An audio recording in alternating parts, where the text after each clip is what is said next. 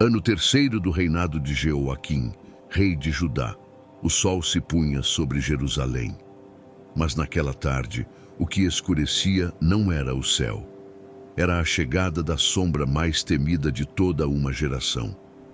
Babilônia estava às portas. O exército de Nabucodonosor avançava como um vendaval sobre a terra prometida. As muralhas de Jerusalém caíram. O templo foi saqueado. As relíquias sagradas profanadas. E os príncipes de Judá acorrentados e levados para um mundo desconhecido. Entre eles, um jovem que Deus separaria para algo muito maior do que sobreviver. Seu nome era Daniel. Não era apenas uma guerra de espadas. Era uma guerra de mentes, fé e identidade. Daniel e seus amigos foram escolhidos entre os mais nobres de Israel. Babilônia queria moldá-los, queria apagar seu passado, reprogramar suas convicções, substituir seu Deus. Daremos novos nomes, disse o oficial, novos costumes, nova língua, nova lealdade. Daniel, agora chamado Beltesazar. Seus amigos, agora Sadraque, Mesaque e Abednego. Mas mesmo em meio à glória do império mais poderoso da terra, eles sabiam: o verdadeiro rei ainda reinava. O palácio oferecia os manjares do rei, carne fina, vinho abundante, uma nova vida, desde que renunciassem à fé. Mas Daniel não se corrompeu. No silêncio do coração, uma decisão firme: não me contaminarei com o alimento consagrado aos deuses da Babilônia. Ele pediu apenas água e legumes. E em 10 dias, estava mais saudável, mais lúcido e mais forte que todos os demais. Porque aquele que honra a Deus é sustentado por Deus.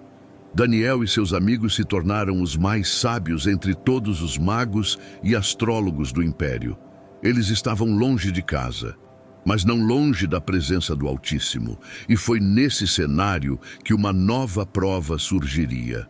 Uma que abalaria até o rei mais poderoso da terra. Certa noite, Nabucodonosor teve um sonho. Mas não era um sonho comum. Era algo que perturbava sua alma. Acordou inquieto, sem paz, sem respostas. Sabia que havia visto algo grande, mas o que significava? Convocou seus sábios, magos e astrólogos, mas com uma exigência impossível. Dizei-me qual foi o sonho e a sua interpretação. Se não puderdes, todos sereis executados. Os magos tremeram. Nenhum homem pode fazer isso, ó rei. Apenas os deuses poderiam revelar tal coisa. A fúria de Nabucodonosor foi imediata, e o decreto foi lançado. Todos os sábios da Babilônia seriam mortos, Daniel incluído. Mas ele não entrou em pânico. Reuniu seus amigos e disse: oremos, o Deus dos céus é quem revela os mistérios. Naquela noite, Deus falou. Revelou o sonho do rei a Daniel em uma visão. Ao amanhecer, Daniel foi levado à presença do rei e com coragem disse: não há homem que possa revelar esse mistério, mas há um Deus nos céus que o pode fazer. Ó rei, eis o que viste, uma grande estátua, majestosa, assustadora. Sua cabeça era de ouro puro, o peito e os braços de prata, o ventre e as coxas de bronze, as pernas de ferro e os pés, parte de ferro, parte de barro. Então, uma pedra foi cortada, sem auxílio de mãos humanas. Ela atingiu os pés da estátua, e toda a imagem foi destruída. Mas a pedra se tornou uma grande montanha, e encheu toda a terra. Daniel então explicou: tu, ó rei, és a cabeça de ouro. Teu reino é glorioso, mas será sucedido por outros.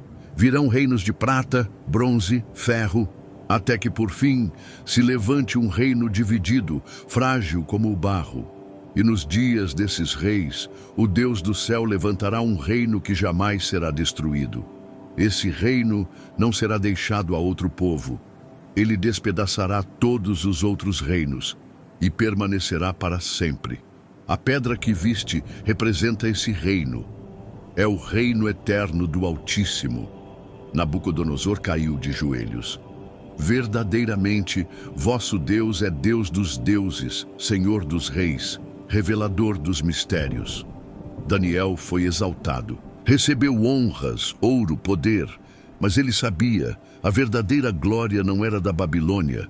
Mesmo após ouvir o sonho da estátua, Nabucodonosor resistiu. Sabia que seu império não duraria, mas decidiu desafiar o destino. Mandou construir uma imagem de ouro, não apenas a cabeça, mas toda a estátua. Mais de 27 metros de altura, um símbolo de sua glória, que ele acreditava ser eterna.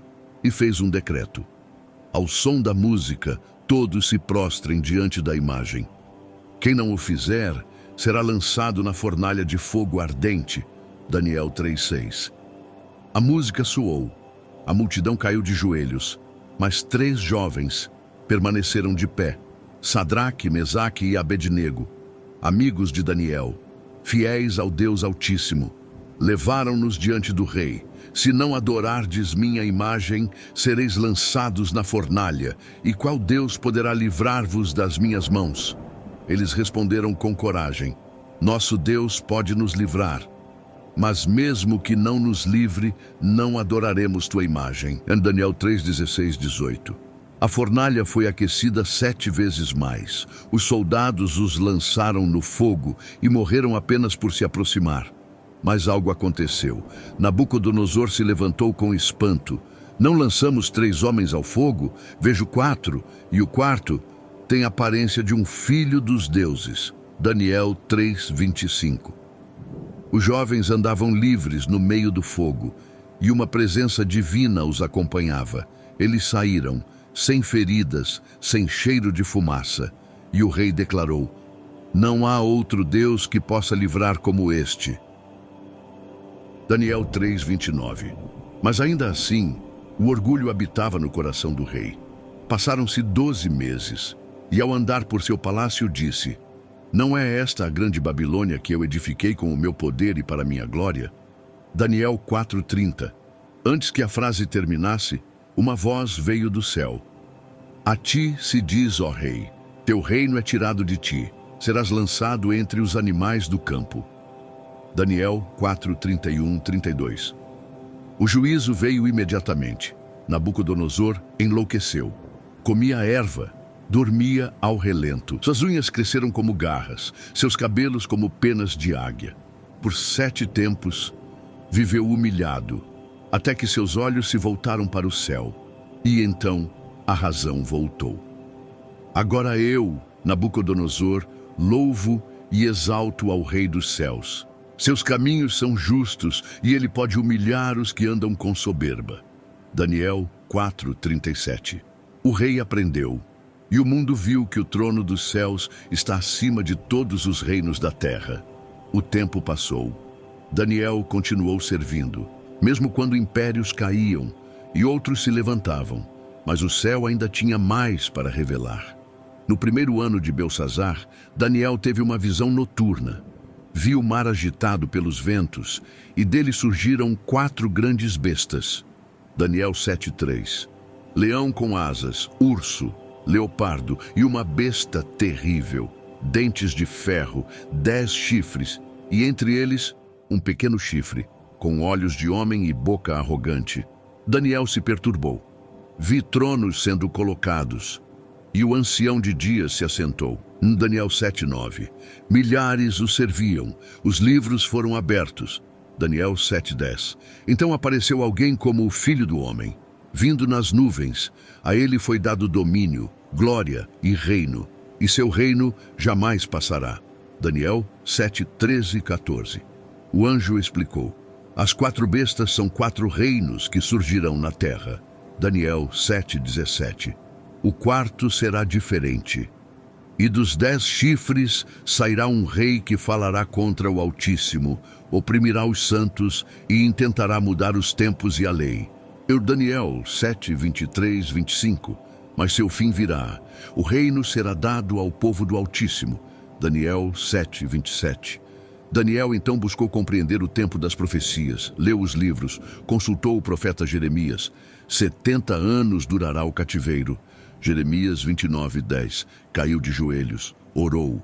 confessou os pecados do povo, e então o anjo Gabriel veio com a resposta.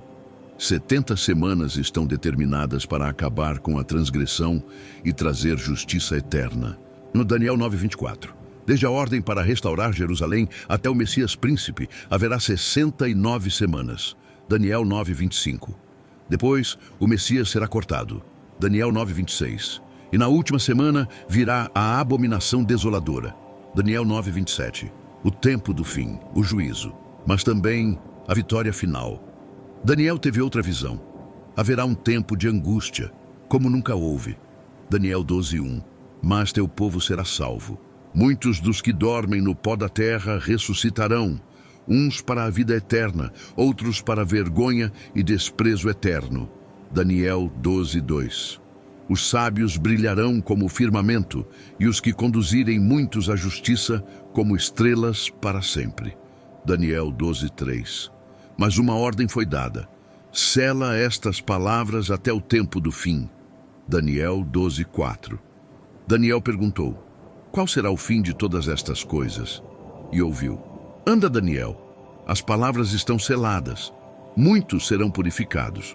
Os ímpios não entenderão, mas os sábios entenderão. Daniel 12:9-10.